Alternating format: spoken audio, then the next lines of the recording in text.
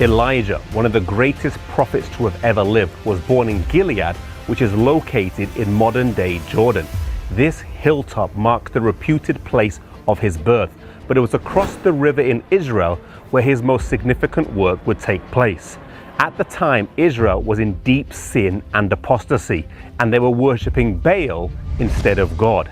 This troubled Elijah greatly, and the time came when God told him to go to the king's palace with a warning of judgment.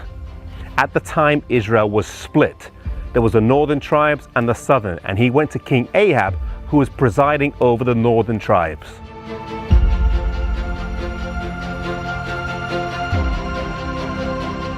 Elijah made his way into the king's palace, where he walked straight before the king and declared that it would not rain for 3 years because of Israel's sin. After making a swift exit, he was nowhere to be found, and the warning soon spread across the land.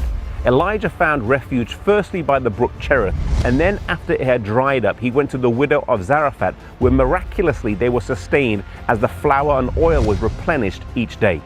At the end of 3 years, the land was parched, people had died, and Elijah was called by God to speak to the king again.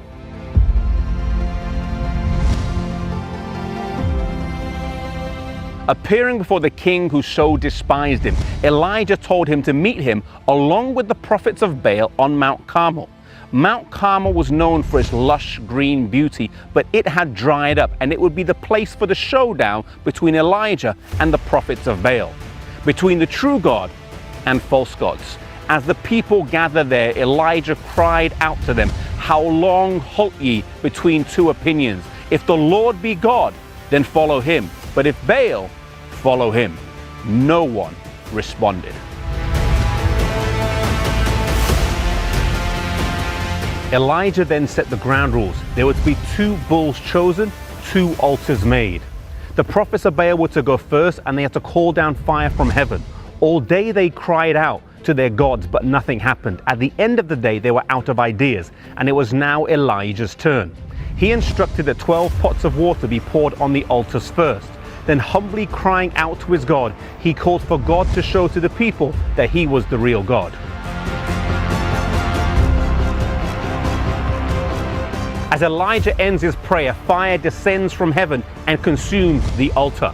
The sight was stunning, and the people who had seen this contrast between God and Baal cry out, "The Lord, he is God. The Lord, he is God." The prophets of Baal, though, were still unrepentant, and they were destroyed. And then Elijah, in the midst of the blinding rain that fell, led King Ahab's chariot back to his palace. Upon hearing about the day's events from King Ahab, his wife Jezebel wasn't impressed and was even more determined to kill Elijah.